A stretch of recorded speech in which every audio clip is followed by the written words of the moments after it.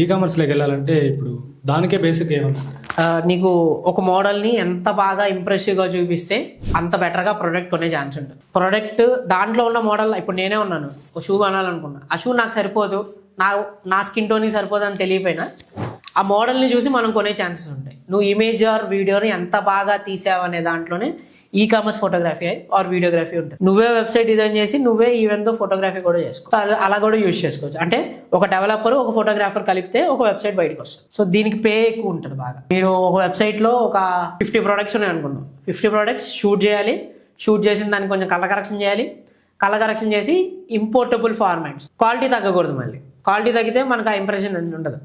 ఒక 50 ప్రోడక్ట్స్కి రఫ్గా నేనైతే నా పర్స్పెక్టివ్లో చెప్తున్నా, 50 ప్రోడక్ట్స్కి నేను అరౌండ్ 25,000 అయినా ఛార్జ్ చేస్తాను. షూట్ అండ్ ఎడిట్ అంటే 50 ఇమేజెస్ వస్తాయి, 50 ప్రోడక్ట్స్ని షూట్ చేసి మీరు ఒక డ్రైవ్లో వేసి ఇచ్చినందుకు 25,000 వరకు ఛార్జ్ చేయొచ్చు హైదరాబాద్ లాంటి సిటీస్లో.